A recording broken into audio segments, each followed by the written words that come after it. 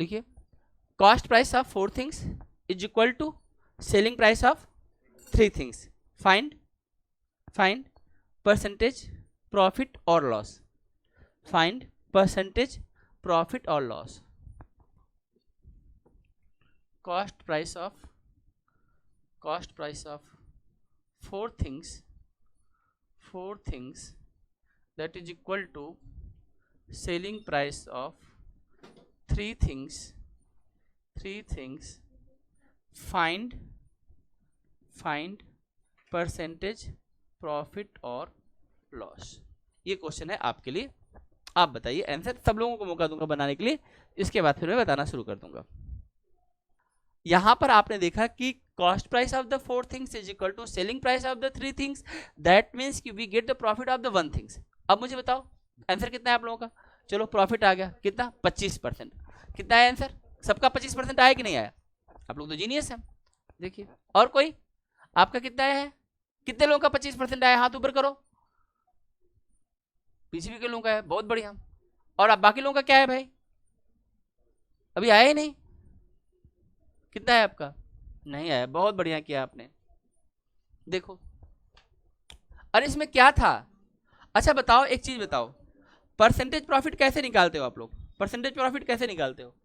पहले प्रॉफिट लिखते हो, नीचे क्या लिखते हो? सीपी लिखते हो, और मल्टीप्लाइड क्या करते हो? 100 लिखते हो। यही तो तरीका है ना आपके पास में।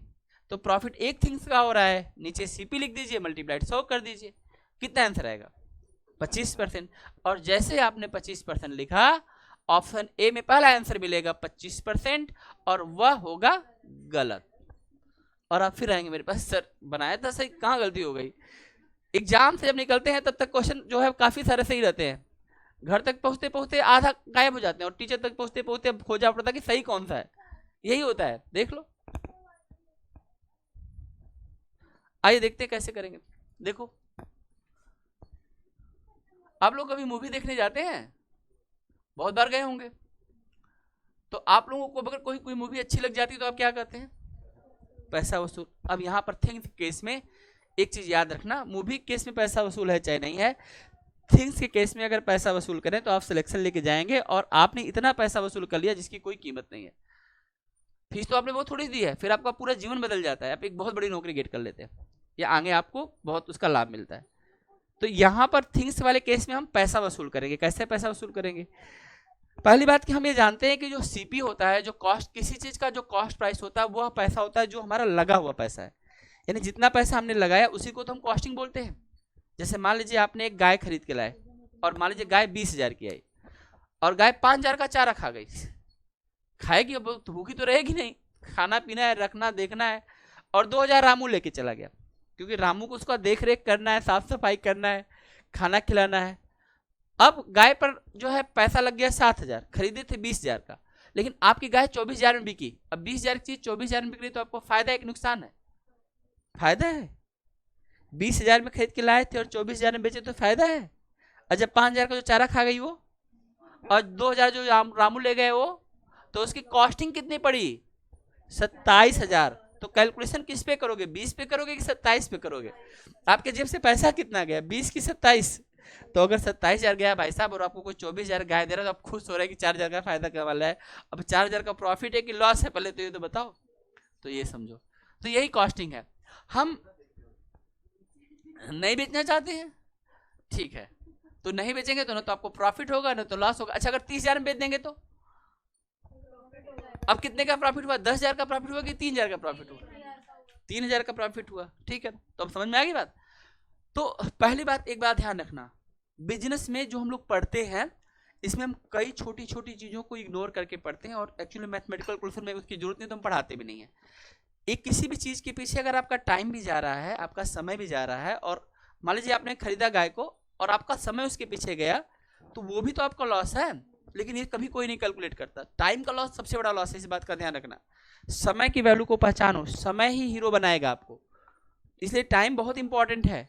कल आप लाखों रुपए कमा रहे हैं, उसके लिए आज वर्तमान में आप मेहनत करेंगे, तभी वो आज की मेहनत कल मिल रही है। और इसलिए आज का टाइम उस दिन से ज्यादा इंपॉर्टेंट है, क्योंकि आपका इन्वेस्टमेंट है ये। आई बात समझ में?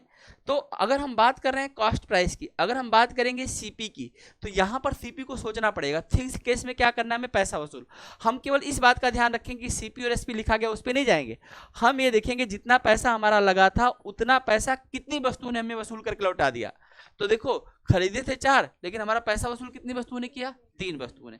3 वस्तुओं से जो पैसा हमें मिलेगा वो हमारे सीपी को देके हमें संतुष्ट कर दे रहा है कि लो भैया आपने जितना पैसा लगाया था आपको मिल गया।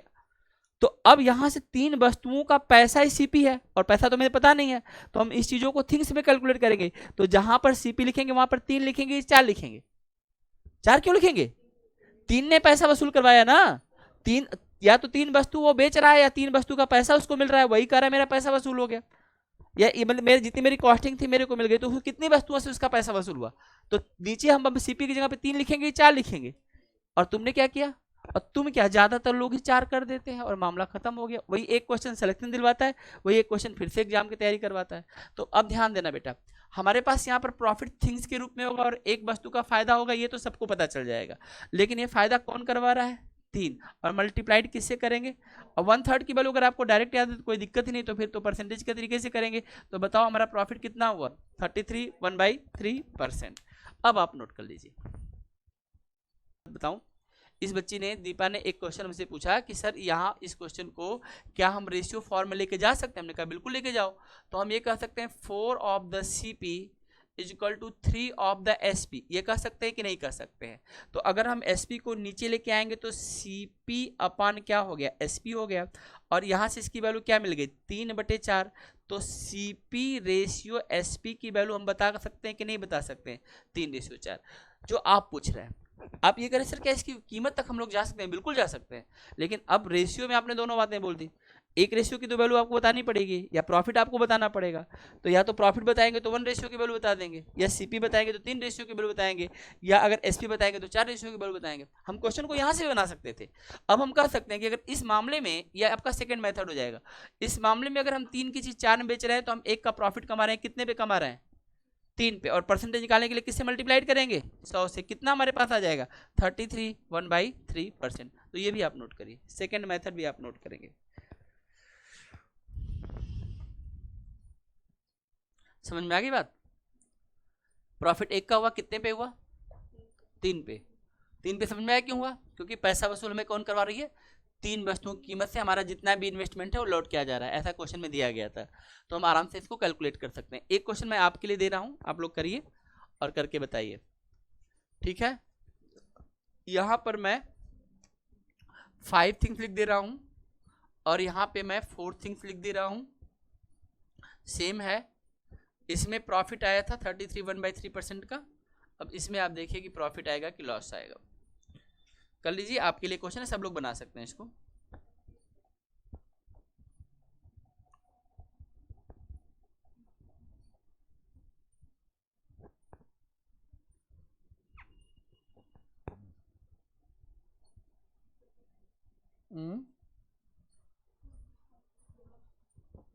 देखो बहुत सिंपल है, प्रॉफिट 1 का हुआ, कितने पे हुआ, 4 पे, बस।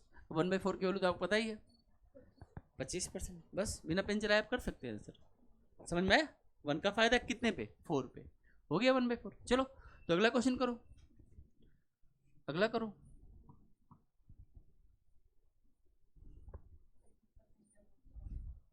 लॉस तो है, ये बात तो कंफर्म हो गया। कैसे पता चला लॉस है, खरीद के लाए थे कितना था, 4, और बेचना कितना पड़ा है, तो एक तो जेब से गया कि नहीं गया, एक वस्तु आपको अपने जेब से गई। तो अब इसमें लॉस होगा कि प्रॉफिट होगा, तो इस केस में हमारा लॉस परसेंट होगा। अब कितना लॉस हुआ ये तो पता चल गया, एक चीज का लॉस हुआ, कितने पर, 5 पे कि 4 पे। पैसा वसूल कौन करवा रहा है, 5 चीजें, ध्यान रखना। तो नीचे क्या आएगा, 1/5, और 1/5 की वैल्यू तो आप जानते ही हैं। तो आंसर हो जाएगा 20% क्या लॉस, 20% का लॉस हो जाएगा। आई बात समझ में, कर लीजिए, करते चलिए, कॉपी भर दीजिए, एकदम दिखा दीजिए कि आपसे ज़्यादा पढ़ने वाला धरती पे कोई बच्चा नहीं है। लिख दीजिए, ध्यान दीजिएगा, अगर हम खरीदे कम और बेचे ज़्यादा तो लॉस हो गया, ज़्यादा चीज़ लाए और कम चीज़ बेच के पैसा वसूल हो गया तो प्रॉफिट हो गया। प्रॉफिट एंड लॉस हमेशा और हमेशा सीपी पे निकालना है आपको। प्रॉफिट एंड लॉस हमेशा किस पे निकालेंगे आप लोग, सीपी पे हमेशा। तो सीपी कौन प्रेजेंट कर रहा है थिंग्स केस में, तो ये देखना पड़ेगा कितनी वस्तुओं ने हमारे पैसे को वसूल किया, वही हमारे सीपी तक हमको पहुंचा देंगे। आई बात समझ में? अब मैं आपको अगला क्वेश्चन दे रहा हूँ, इसमें तो और आसान है, चीजें बताई गई, जरा लिखिए क्वेश्चन, लिखिए लिखिए लिखिए लिखिए लिखिए।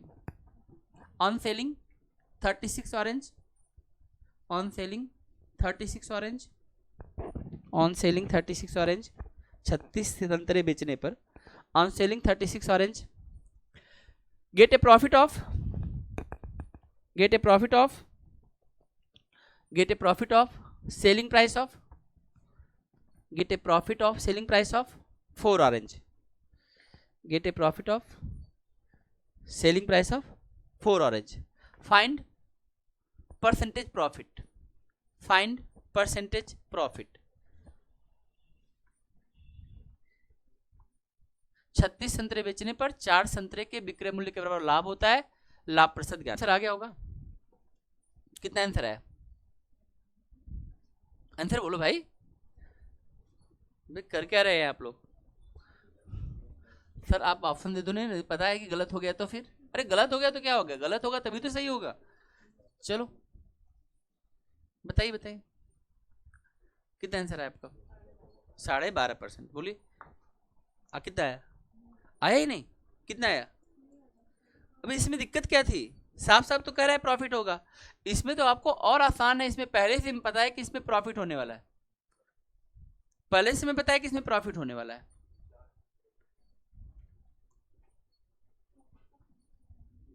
पहले से पता है कि प्रॉफिट होने वाला है, तो फिर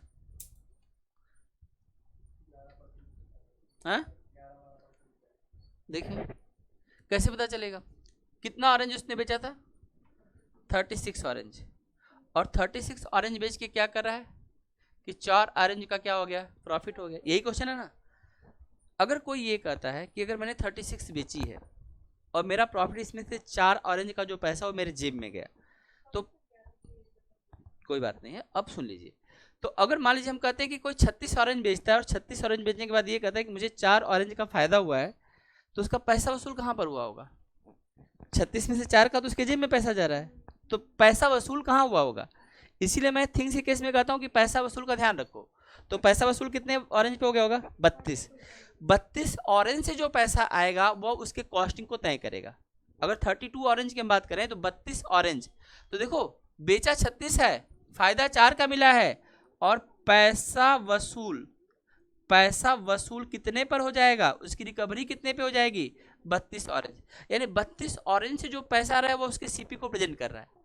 अब थिंक केस में हम थिंग्स रख रहे हैं, तो 32 ऑरेंज सीपी के ऊपर रखेंगे, प्रॉफिट 4 रखेंगे, सॉल्व कर लेंगे, तो 4/36 1/9 आ जाएगा। 1/9 के वैल्यू आप जानते हैं 11, 1/9%। तो आप ऐसे भी कर सकते हैं, मल्टीप्लाइड 100 कर लीजिए, हमें कोई दिक्कत ही नहीं है। 4 से कर लेंगे, 9 बार में आ जाएगा, और इसकी वैल्यू कितनी आ जाएगी? 11, 1/9%, और प्रॉफिट तो पहले ही दिया गया है, ये इसका आंसर हो जाएगा। नोट कर लीजिए सभी लोग, कॉपी पे ठीक से नोट करिए, मैं आगे बढ़ूंगा। फिर एक क्वेश्चन लिखेंगे आप लोग, देखिए लिखो, ऑन सेलिंग 12 बनानाज, 12 केले बेचने पर, on selling 12 bananas, gate A loss of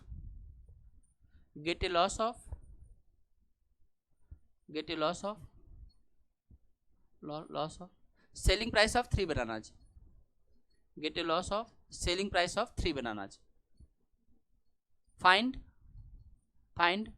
percentage loss,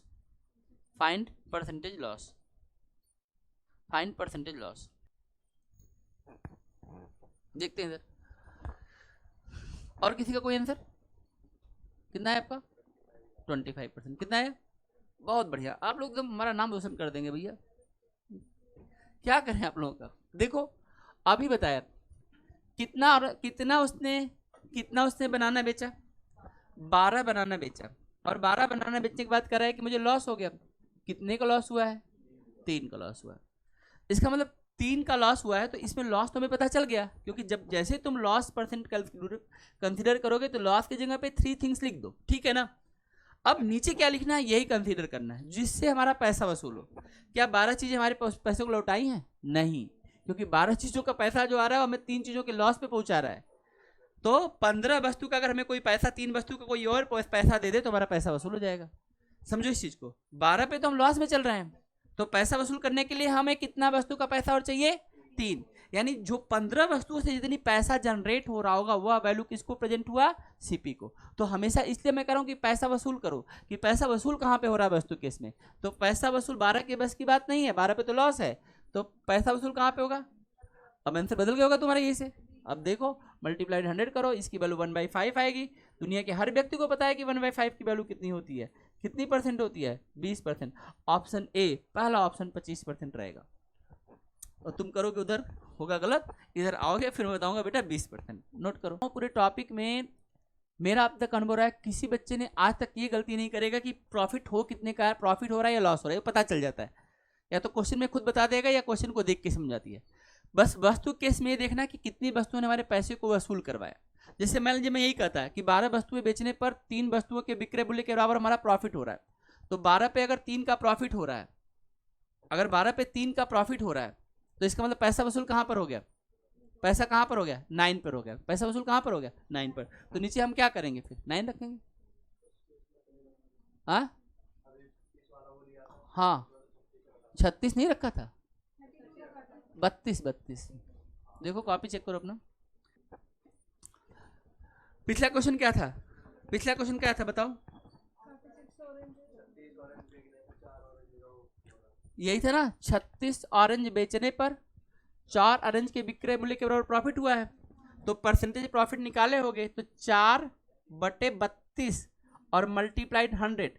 4 से 32 कटा होगा 9, 100/9 की वैल्यू 11 से 1/9%। यही तो।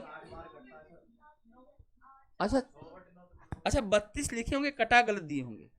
देखो यहाँ पे 32 लिख के 9 बार में कटाए, और ये भी देवी जी तुम लोग भी 9 बार में कटाए होगे। अबे नालायकों, यहाँ पर आएगा 8 और इसकी वैल्यू हो जाएगी फिर 1/8। अब 1/8 की वैल्यू निकालोगे कितना आ जाएगा? बोलो 1/8 की वैल्यू कितनी आ जाएगी? 12.5%। तभी तो तुम इस क्वेश्चन में गलत कर दिए।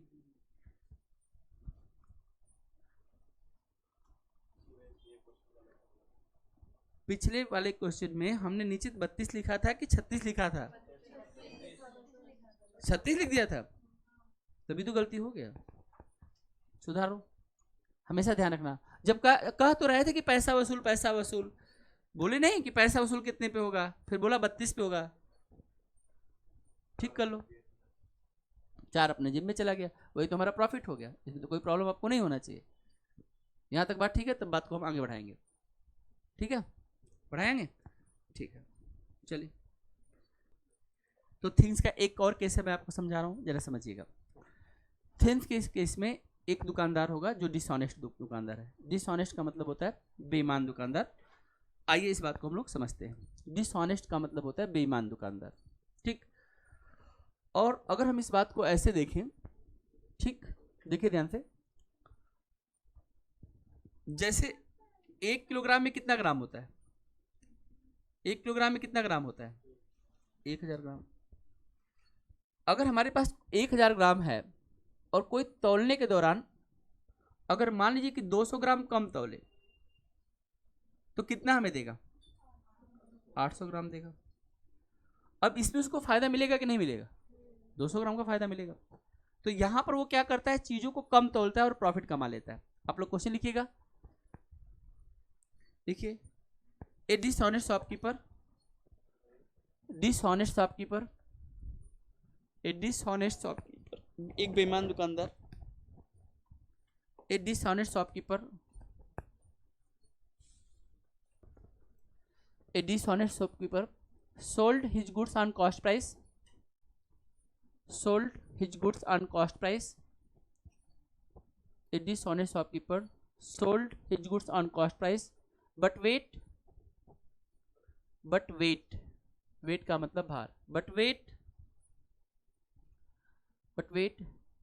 800 ग्राम, but wait 800 gram in the place of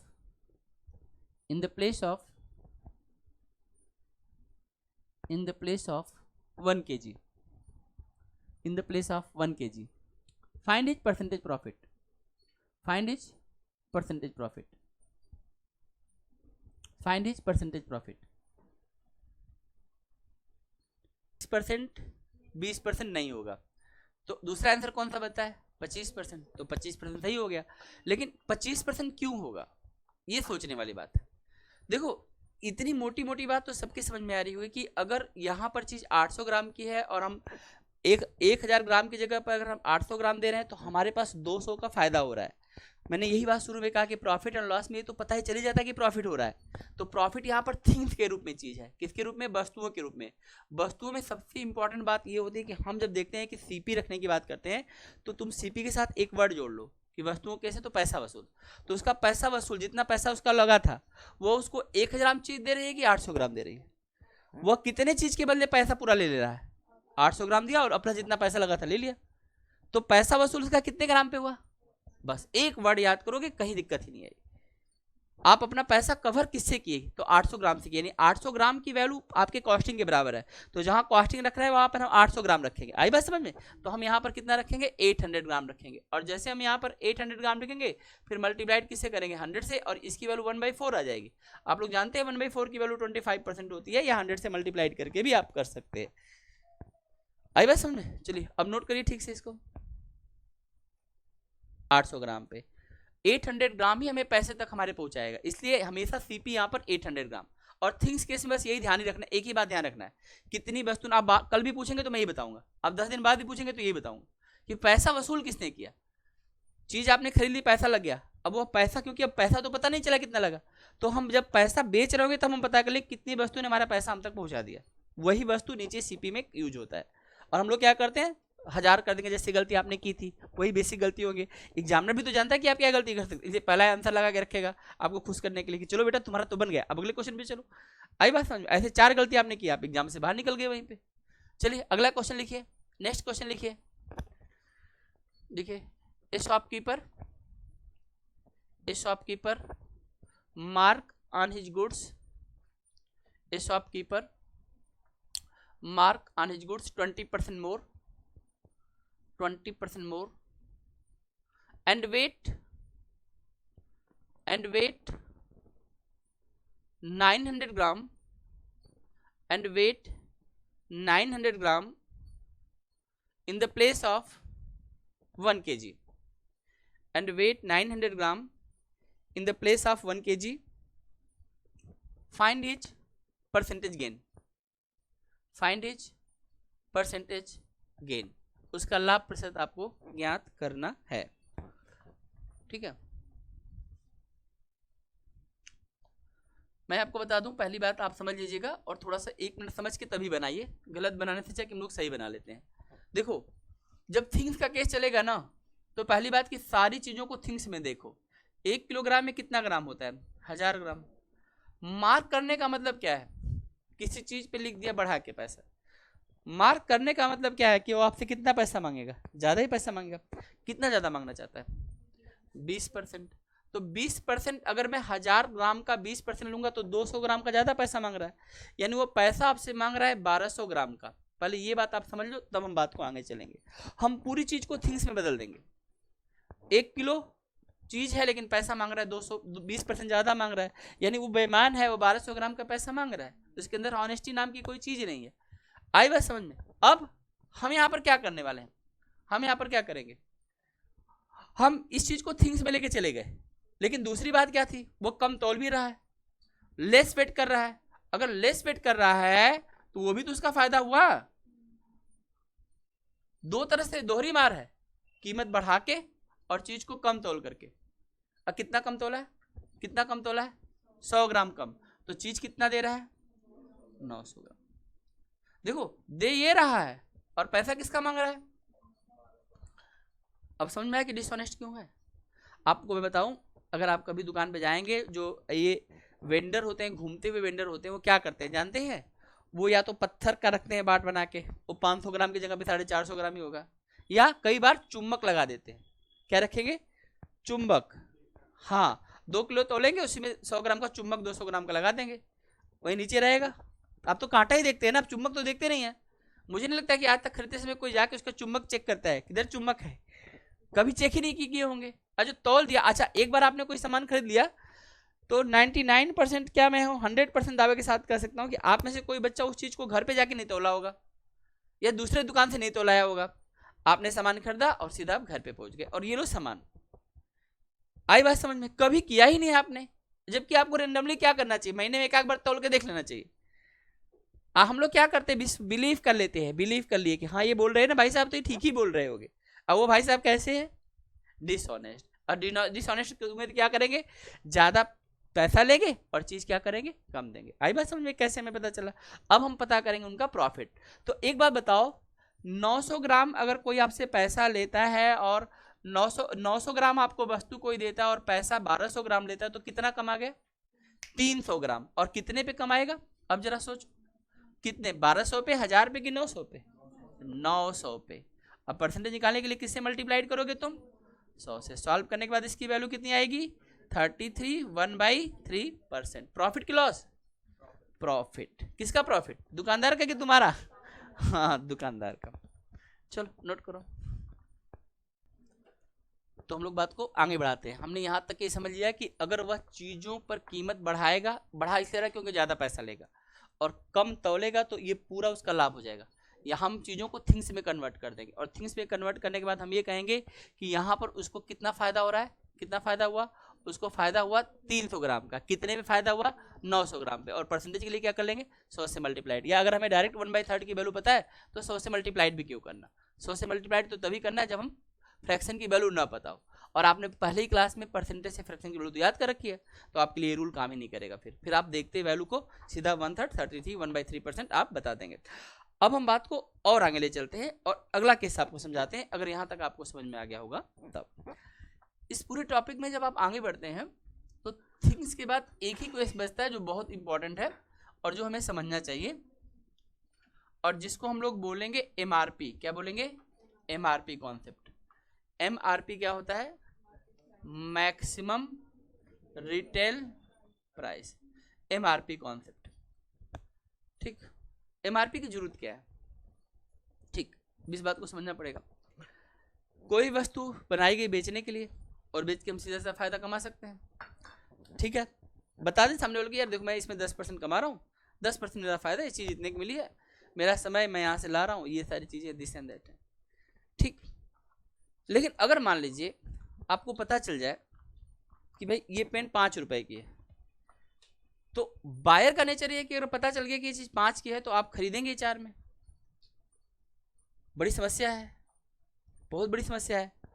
जैसे मान लीजिए, अगर मान लीजिए पानी के बोतल पे 20 रुपए का पानी के बोतल है, अब 20 रुपए पे कर देते हैं, अब 25 नहीं पे करेंगे, सेचुरेट हो गया मार्केट, हर जगह पानी की बोतल 20 में मिलती है, 1 लीटर पानी की बोतल लेंगे 20 में मिलेगी, करेक्ट है। लेकिन आपको अगर मेडिसिन लेना है और मेडिसिन पे आप जाइए और उस पर लिखा भी है, पानी की बोतल पे लिखा है एमआरपी, मैक्सिमम रिटेल प्राइस लिखा है, आप देख रहे हैं। ऐसे आप मेडिसिन पे जाएंगे तो मेडिसिन पे पीछे लिखा होगा, क्योंकि दवाई तो आप रोज खरीदते नहीं है, और डॉक्टर कौन सी दवाई लिख दे पता नहीं, और दूसरी दवाई लाके मान लीजिए डॉक्टर लिखा कुछ और आप लाके कुछ खिला दें तो बवाल हो जाएगा, फिर डॉक्टर को दिखाए क्यों। तो आप वही दवाई लेने पहुंचेंगे दुकान पे। अब आपको कैसे पता चला कि ये दवाई 500 रुपए की 400 रुपए की है, कैसे पता चला, बोलो। क्योंकि आप जैसे ही दवाई कुछ बताएगा आप तुरंत क्या करते हैं, आप तुरंत देखेंगे कि इस पे लिखा कितना है और बिल कितने का कट रहा है, ठीक है, पैसा कितना दे रहा है, आप वहीं से पकड़ लेते हैं, अच्छा 500 लिखा है, 500 ले रहा है तो ठीक है। अगर वो कहते कि हम 520 रुपये लेंगे या 505 रुपये लेंगे और 5 रुपये उसके लिए बवाल मच जाएगा, फिर अबे भाई 500 लिखा है 505 कैसे ले लोगे तुम, तो आप कहेगा ठीक है चलो 500 में ले जाओ, फिर आई बात समझ में। तो कभी भी वो आपको 505 नहीं मांगेगा जब एमआरपी डिसाइड हो जाएगा। तो एमआरपी का मतलब होता है मैक्सिमम रिटेल प्राइस, अधिकतम खुदरा मूल्य। अभी आप कहीं भी पूरी दुनिया में बेचेंगे इससे ज़्यादा में आप नहीं बेच पाएंगे। अगर कई बार हो सकता है कि कोई चीज़ यहाँ पर दिल्ली में 20 की बिक रही है और मान लीजिए कि जो है आसाम में 25 की बिक रही है, तो हो सकता है कि यहाँ से वहाँ तक उन्होंने लिखा होगा कि आसाम, हिमाचल प्रदेश, अरुणाचल प्रदेश, 2-4 स्टेट में इसकी कीमत इतनी है। कई बार आप देखिए जैसे घी वगैरह आता है तो लिखा रहता है दिल्ली में इतना, अन्य अदर स्टेट में इतना। तो आप समझिए कि जिस स्टेट में वहाँ पर कम है उसके आसपास ही बन रही चीज़ें, क्योंकि उसमें ट्रांसपोर्ट कास्ट कम करके उस चीज़ को बेच रहे हैं। समझ में आई बात। और वो नहीं बेचेंगे तो कोई और बेच देगा, तो उनका दिल्ली का मार्केट खराब हो जाएगा। एमआरपी कॉन्सेप्ट इसीलिए लाएगा कि हम कस्टमर को समझा सकें कि देखो भैया तुम इससे ज़्यादा पैसा मत देना। अब कस्टमर भी जान रहा है कि यार ये तो मैक्सिमम है, तो कस्टमर को यहाँ पे कुछ तो मिलना चाहिए। क्या मिलेगा यहाँ पर कस्टमर को क्या मिलेगा? डिस्काउंट। और इस डिस्काउंट के बाद यहाँ पर होगा सेलिंग प्राइस। सेलिंग प्राइस से पहले कौन सा प्राइस था? Cost price. कॉस्ट प्राइस क्या मिलेगा? प्रॉफिट। प्रॉफिट किसको मिलेगा? शॉपकीपर को। मिलेगा किसको? मिलेगा किस पर नहीं, मिलेगा किसको? दुकानदार को। और डिस्काउंट किसको मिलेगा? कस्टमर को। तो यहाँ पर फायदा किसको हुआ? दोनों को। दोनों कैसे फायदा हुआ? आप देखेंगे यहाँ पर वस्तु है, इस वस्तु से ये तो फायदा कमा गया अपना जितना भी कमाना है, लेकिन यहाँ पर जितना लिखा उससे छूट मिल रहा है। जैसे अगर किसी दवाई पर 500 लिखा और उसे आपको 450 में दे दिया, तो बताइए आपको अच्छा लग रहा है कि नहीं लग रहा है? लग रहा है। इसका एक सिंपल सा तरीका मैं बता दे रहा हूँ आपको। अब आप अपना पैसा वसूल सिर्फ मेरे एक लाइन से कर सकते हैं। जीवन में कभी मेडिसिन खरीदने जाइए, जहाँ से भी खरीदे उनको यही बोलिए कि इस पर कंसेशन रेट लगा लीजिए। क्या बोला? कौन सा वर्ड बोला आपने? Concession rate. ये मत कहो भैया कम करो, भैया कम करो जान गए कि ये इनको कुछ पता होता नहीं है, लेकिन एक वर्ड हुआ कंसेशन रेट। ये फार्मासिस्ट की लाइन का वर्ड है। कंसेशन रेट का मतलब जान गया कि इसको पूरा ड्रग्स के बारे में सब पता है, कौन सी दवाई कितने की आती है। बिना कुछ किए वो मिनिमम 10% कम कर देगा। यानी अगर 500 की दवाई तो कितने में दे देगा आपको? 450 में। ठीक है। अगर कोई जिद्दू टाइप होगा, अकड़ू टाइप होगा तो कम नहीं करेगा। आई बात समझ में? लेकिन अगर कोई समझदार है, व्यवहारिक है, समझ गया, तो वो चुपचाप आपको 50 रुपये कम करके आपसे बोलेगा हाँ इस 450 आप दे दीजिए। आप बस इतना ही बोलना। अगर आप वहाँ पे जाके बोलेंगे कम कर दो कम कर दो, तो वैसे भी नहीं कम करेगा। आप उसके कस्टमर को खराब कर रहे हैं, सबका तो कम करेगा नहीं। आपने बोला भैया कंसेशन रेट लगा लेना, अब बोलने में भी अच्छा लग रहा है, वो समझ गया। कंसेशन रेट, एक वर्ड याद कर लिया, 10% डिस्काउंट। जितनी दवाइयाँ, कम से कम तुम अपने जीवन में 1 लाख की तो दवाई खाओगे ही। क्या क्या क्या? 1 लाख तो कम है, 5-5 लाख का दवाई खा जाते हैं हम लोग। जिंदगी कहाँ रोटी पे तो नहीं चल रही है, जिंदगी तो दवाइयों पे चल रही है। तब तो 5 लाख की अगर दवाई खाए तो 10% डिस्काउंट करो, कितना आया? 50,000 हो गया ना पैसा वसूल। Knowledge is the power. ध्यान से सुनो। अरे यार दवाई ना खाना पड़े तो क्या, क्यों दवाई खाना पड़े? फिट रहो, अच्छे से रहो, मस्त रहो, व्यस्त रहो। देखो इधर कॉस्ट प्राइस ये है, ये तो बात की बात हो गई। देखो ये डिस्काउंट और ये क्या है बेटा? प्रॉफिट। तो इसमें दोनों घटनाएं घटेगी। अब सुनो ध्यान से, ये कितना % होता है सीपी? किसके लिए होता है? प्रॉफिट के लिए। अच्छा लॉस तो होगा नहीं, क्योंकि वो इतना तो कम नहीं करेगा कि उसको लॉस होने लगे। मान लो कि वह दवाई 400 रुपए की, या मान लो वो दवाई 420 रुपए की है, तो वो कम करके उसको 450 में बेचेगा, 30 रुपये अपना भी तो रखेगा, तो इतना तो कम नहीं करेगा। तो ऐसे मामले में जहां भी एमआरपी कॉन्सेप्ट है वहां पे सबको फायदा होने वाला है। आई बात समझ में? और एमआरपी उन चीजों पे रखी जाती है जिनको लगता है कि संरक्षित रह सकती है, सुरक्षित रह सकती है, एक ड्यूरेबल टाइम में चल पाएगी, जिसको हम पेस्टिसाइड कर लेते हैं। आई बात समझ में? वो सारी चीजें जो है उस पर एमआरपी डालते हैं। आई बात समझ में? हमें पता है सब्जी है, अब सब्जी पे एमआरपी तो डाल देंगे। शाम को एमआरपी किस काम की? सूख गया कोई लेगा नहीं। पालक आप खरीद लीजिए और 4 दिन बाद एमआरपी बोलिए कि हम इस पे 50 वाली खाए, दो कोई देगा ही नहीं। गाय भी नहीं खाएगी 4 दिन बाद वाला। तो ध्यान रखो। तो यहां पर क्या होता है? अच्छा सुनो, अब ये हो गया 100%, ये 100 से ज्यादा, ये प्रॉफिट। एमआरपी और सीपी का रिलेशन क्या है? आप में से कोई बच्चा बताएगा? कोई तो रिलेशन होगा इनके बीच में। हम जानते हैं कि रिलेशन तो यहीं पे खत्म हो गया, लेकिन अगर ये इससे कनेक्ट हो रहा है तो इससे ये भी कनेक्ट होना चाहिए। तो अब हम आज ये समझेंगे कि पहले हम एमआरपी को अलग समझ लेते हैं। एमआरपी क्या कहता है? एमआरपी कहता है देखो मेरा रिश्ता इनसे है, इनसे है, क्योंकि जब भी डिस्काउंट मिलेगा सीपी पे नहीं मिलेगा। अगर कहीं भी डिस्काउंट वर्ड दुनिया में आता है तो ध्यान रखना किस पे दिया जा रहा है? एमआरपी पर। मैक्सिमम रिटेल प्राइस पर आपको डिस्काउंट मिल जाएगा। जैसे आप ये चीज़ खरीद रहे हैं आपको डिस्काउंट मिल रहा है, और कहाँ पहुँच गया आप? सेलिंग प्राइस पर। तो ये 100%, और 100 में अगर हमने 20 छूट किया तो 80%, तो ये इससे हमेशा कम होगा। और मान लो ये 100% और 10% का फायदा किया तो 110%, तो ये इसकी तुलना में से बड़ा होगा और इसकी तुलना में से कम होगा। ये भी 100%, ये भी 100%, अपने आप में दोनों 100%। ये 100% डिस्काउंट देने के लिए, ये 100% प्रॉफिट कमाने के लिए। तो इन दोनों का क्या रिश्ता, ये हमें पढ़ना है। आई बात समझ में? तो अभी हम इसका रिश्ता तुमको बता रहे हैं, तुमको कुछ नहीं करना है, बना बनाया तरीका बता रहे हैं, तुम उसको फॉलो कर लो, बात खत्म कर देते हैं हम लोग। तो पहले हम एमआरपी पर 1-2 क्वेश्चन कर लेते हैं, फिर हम इस बात को आगे बढ़ाते हैं। लिखो एमआरपी पर क्वेश्चन, लिखो। हाँ लिखिए, क्वेश्चन लिखिए, लिखिए लिखिए लिखिए। Find the single discount of find the single discount of 20% and 10% of two successive discount. Find the single discount of 20% and 10% of two successive discount.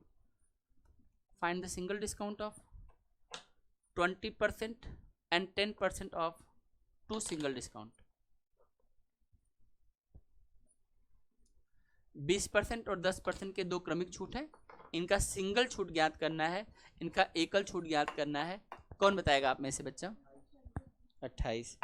अच्छा, आपको बोले थे ना कि परसेंटेज टॉपिक चल रहा है, सक्सेसिव का जिक्र था परसेंटेज में, था ना? 4 फार्मूले बताए होंगे, फ्रैक्शन में कैसे करते हैं, 100 मान करके कैसे करते हैं, कई सारे तरीकों से हमने उसको हैंडल किया था। 2 से अधिक केस होगा तब क्या होगा, जो वैल्यू आपस में कैंसिल होते हैं उसमें क्या होगा, वो सब पढ़ा है, यूज कर लेना। यहाँ पे देखो एक चीज समझो, सक्सेसिव डिस्काउंट का कॉन्सेप्ट क्या है, डिस्काउंट 1। अब देखो, अब जरा समझना बेटा, देखो सक्सेसिव शब्द का मतलब होता है ये MRP है और यहाँ पर एक डिस्काउंट परसेंटेज 1 मिलेगा, फिर यहाँ पर एक और डिस्काउंट देंगे, डिस्काउंट परसेंटेज 2 मिलेगा। अच्छा, मान लो एक दुकानदार ये कहता है कि मैं 2 डिस्काउंट देता हूँ, इस क्वेश्चन को भूल जाओ थोड़े समय के लिए, 2 डिस्काउंट देता हूँ, एक डिस्काउंट में मैं 50% का डिस्काउंट देता हूँ और अगले में फिर 50% का डिस्काउंट दे दूंगा। तो 50 और 50 कितना हो गया? तो क्या वो फ्री में दे रहा है? या अगर वो कह दे कि पहला डिस्काउंट 50 का और दूसरा डिस्काउंट 80% का है, तो क्या अपने घर से पैसा दे रहा है? नहीं ना। हम इसके लिए क्या करेंगे, सिंगल डिस्काउंट निकालेंगे और हम देखेंगे कि डिस्काउंट कैसे काम करता है। तो डिस्काउंट ऐसे काम करता है, जब हम डिस्काउंट दे देंगे जो आएगा उस आए हुए चीज पर डिस्काउंट देते हैं। इसका मतलब ये हुआ आपके क्वेश्चन में, हाँ आपको तो पता है, आपको मान लीजिए हमने पहला डिस्काउंट 20% का दिया है और दूसरा डिस्काउंट 10% का दिया है, तो आप लोगों ने एक बेसिक फार्मूला तो पढ़ा ही था, -x, क्योंकि डिस्काउंट है तो माइनस में आएगा, -y, माइनस माइनस क्या होता है, प्लस, बहुत बढ़िया, प्लस XY/100, ये आप लोगों ने पढ़ा है। तो इसकी वैल्यू हो जाएगी -20, इसकी वैल्यू हो जाएगी -10 और माइनस माइनस प्लस 20 × 10/100, ये कट जाएगा तो -30 और +2, तो इसकी वैल्यू आ जाएगी -28%। तो इसको हम क्या बोलेंगे, डिस्काउंट ऑफ 28%, लॉस नहीं बोलेंगे।